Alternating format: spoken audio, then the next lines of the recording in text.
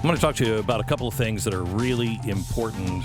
Well, let me start with computer chips. They are the tiny little blocks made of silicon, cobalt, and copper, and they power everything we rely on. Watches, your refrigerator, clock, television, washing machines, dishwashers, everything. And it's only getting more and more so. Every object has become more complex. They need more computer chips.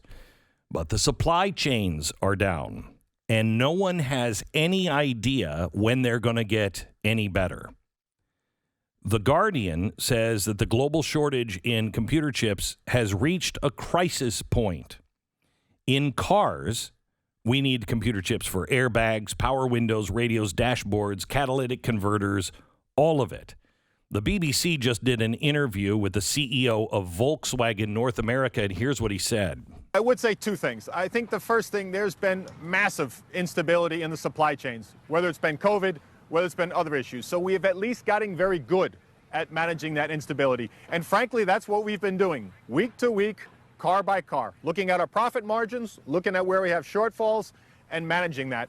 I think things will get stable by the fall, but certainly it's going to be complicated and it's going to be challenging. But I think we'll navigate it, particularly here in the U.S. market between our two main plants, Puebla in Mexico and Chattanooga in Tennessee. Okay, so this sounds good, right? Week to week, car by car. That's not good. That's not good, but he's optimistic. But that's what you'd expect a CEO to say. Let me give you some more information. Ford has already started canceling shifts at 2 of its plants and expects $2 billion in damage as a result of the computer chip shortage. The same for Nissan and General Motors. That means workers here in America, industries even that stand to benefit from the computer chip shortage, they're having a hard time because of the COVID-19. It caused a surge in electronic purchases. Apple is the biggest buyer of computer chips in the world. They spend $58 billion a year. The demand for computer chips is so high that even Apple has to wait in line. Even Apple, last year, they delayed the release of the iPhone 12 by 2 months because of a shortage. Samsung is the second largest buyer of chips. They're the second largest producer as well. They sell roughly $56 billion worth of semiconductors, and they consume $36 billion worth. The COVID-19 lockdown is only one of the problems. It really exposed the problem. The pro-lockdown people want everybody to stay home at their office. They want everything to remain the same, but the things we rely on to operate, they require more computer chips.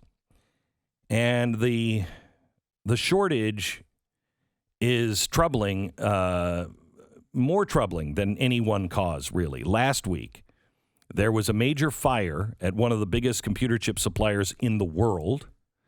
Last month, the power failure here in Texas caused 2 factories in Austin, Texas, to suspend production, which typically runs 24/7 in Austin. Then there is talk of what's happening with the global economy. Then there's China. China is the world's largest importer and consumer of computer chips. Now they want to be the largest producer. They've spent the last decade working on strategies for tech self-reliance, and they've been stockpiling computer chips.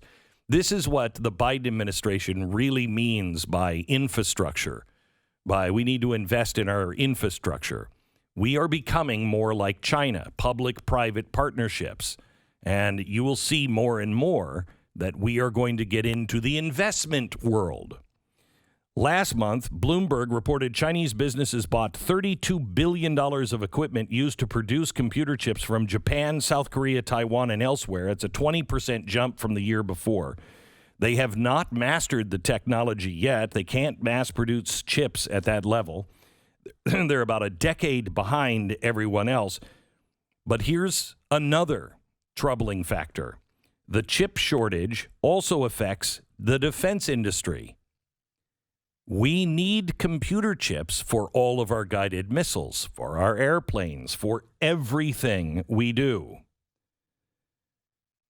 And it's also going to hit you. prices are going to rise for anything that has a chip in it. Computers, cars. Cars may get actually harder to get. We're living in a country now that I don't recognize. I've never seen in my lifetime where you have to wait. I'm an American. What? Wait. What do you mean it'll be 6 months before it's here? And that's happening all the time. And people say there's no inflation. Well, as somebody who has had to buy a lot of plywood lately, really? Because that piece of plywood used to cost about $12, $15. In some places in the country, it's now $56. What's up with that? We are hitting inflation. And $1,400 in Biden bucks is not really going to hold us over. This is more important than the other headline news. We have a real crisis at our border that we need to pay attention to. But there is a article run in the Scientific American about how climate anxiety is an overwhelmingly white phenomena. So it's not enough to be concerned about the climate. If you're white and you're doing it, you must be part of the problem. We need to reevaluate our priorities and be less concerned about whiteness and climate anxiety and more about the technology that fuels human civilization and the country that has pioneered most of it.